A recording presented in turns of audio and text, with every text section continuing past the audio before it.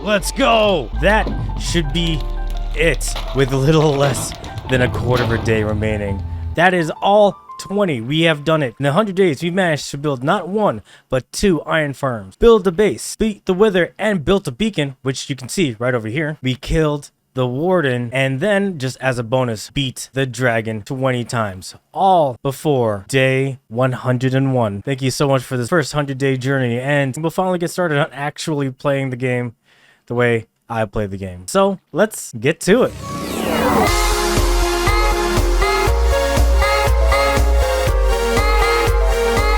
That was kind of not worth. Welcome back, everyone, to Technical Guide into Minecraft. We're going to be doing what I would like to call the Great Excavate. So there's not really much to say when it comes to what I'm going to be doing. The entirety of the thing dug out, I'm probably going to need to get a lot of pickaxes and shovels just because I don't actually have mending, which usually people would have when they try to do this kind of endeavor. I don't, because I never did Villager Trading Hall yet, or what I like to call the Villager Chasm. We're going to still do it anyway because I need to actually prep up the base for more projects in the future. Let's go back into the end and make sure that we get our iron blocks. Eventually, I do want to grab those in crystals, but I want to get them in a specific spot. So why am I digging out the complete underside of my base? Well, for a couple of reasons. The first being I need space in order to build like farms within the base. Now, I'm the kind of player who likes to keep everything in-house. I don't really like to venture out if I can help it. That being said, though, there are certain farms like the witch farm or slime farm that necessitates me leaving the base. But there's always a way to transfer it back into base, and for the things that I can have in base, like tree farms or crop farms, villager farms, sugarcane farms, anything that I could actually build on base, I will build on base. But in order to do so, I need to have space. And eventually I will reactivate this basic obsidian farm because I'm going to line up the outside with obsidian and then like decorate from the inside. But for now, we're just going to focus on getting the base down to bedrock, or at least as close as we can to bedrock given how long mining is. Eventually we will go out and venture and find some stuff and go end busting, but for now we're just gonna dig a big hole instead because I feel like it and I just kind of want to relax in my own world. I've been stressed out for like the 30 some hours so far in this world, and just want to take a break. And how we're going to do this is that I'm actually going to replace one of the columns of the middle part, one of those. You'll see what I mean in a moment.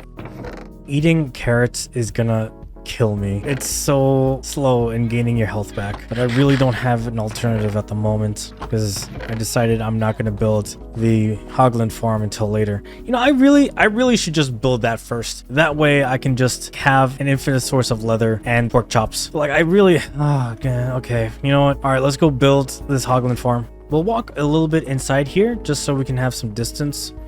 But yeah, this is where we're gonna begin. So first things first, let's go grab stuff too. This will be the bottom portion. Then hoppers go into here, then right on top, which will then split into one last one right up here. And then we're gonna branch out for... So the reason why I have my hopper set up is because this farm is very, very efficient, like very efficient. Once we make this, we won't ever have to worry about food ever again. The downside to this is that if you don't have a filter, this farm can get really backed up really quickly. It's gonna be a random assortment of leather and cooked pork chops, and so you need like a lot of space in order to really utilize this farm. It's like very efficient. It's not a bad thing, it's just a thing you have to consider. So right on top of the chest, you want to put down your glass block if you want, or just whatever building material you'll have. On the corners, just put down 2, and then just build a surrounding around the hoppers themselves. Once you're done with that, just knock down your building material, and then from the bottom just construct upwards so you can build your ladder for later. Then from here you want to build up 40 from the bottom area. So this is 130, so we want to go to targeted block 170. Targeted block being right over here. You want to make that into 170 before we proceed. So we're going to build up to 170 real quick. Quick interruption. I noticed that only 10% of you actually subscribe to this channel.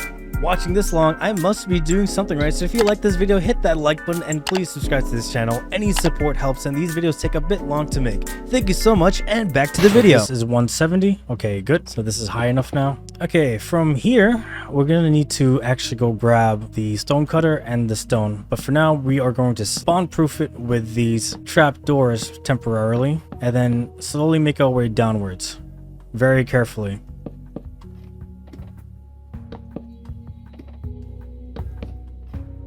Oh God, I'm dead.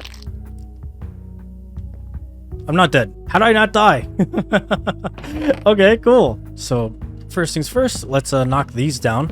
And then we're gonna use the trapdoors. Now we're gonna go down 2. Let's grab our signs, grab our lava buckets, and 2 down from the top. We're gonna put down a sign on the bottom of each side.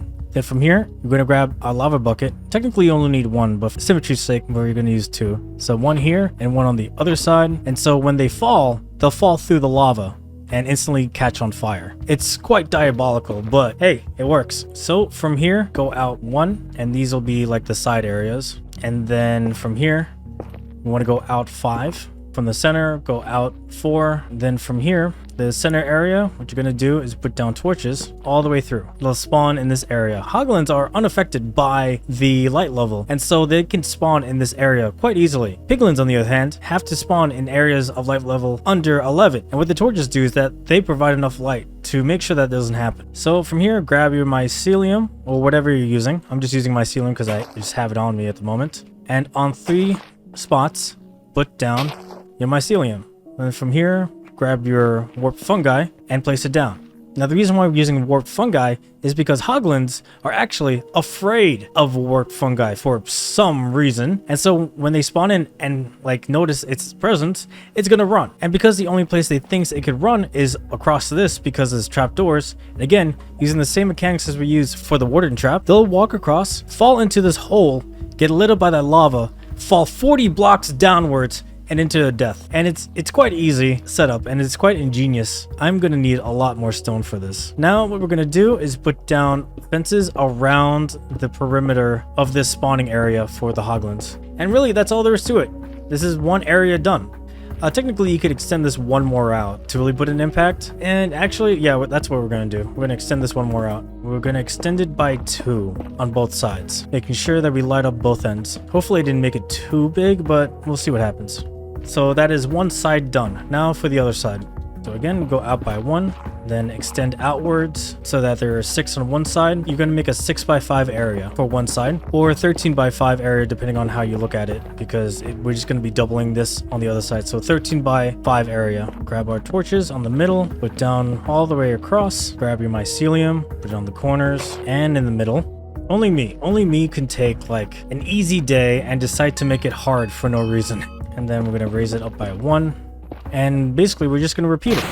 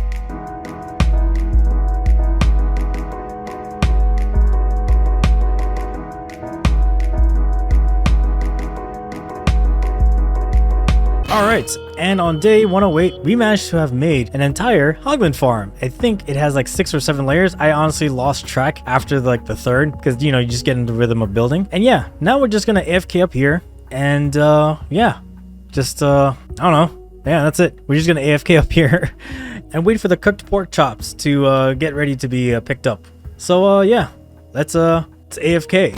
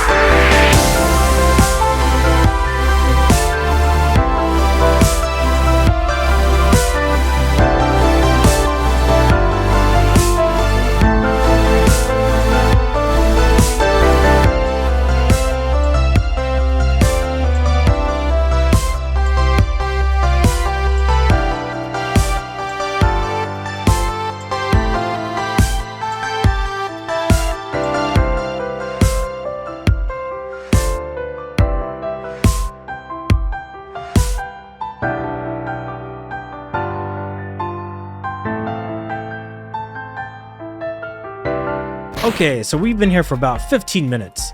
So we're gonna see how much that we got after AFKing for about 15 minutes. Look at all that meat!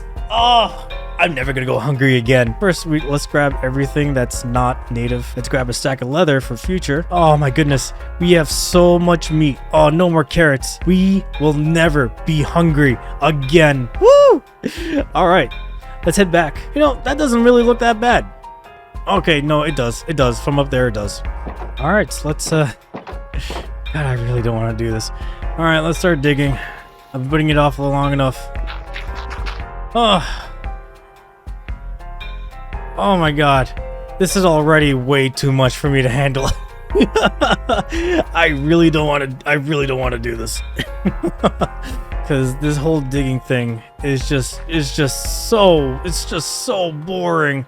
Holy moly. I'm not doing this. I'm not doing this. We're gonna go find a slime chunk.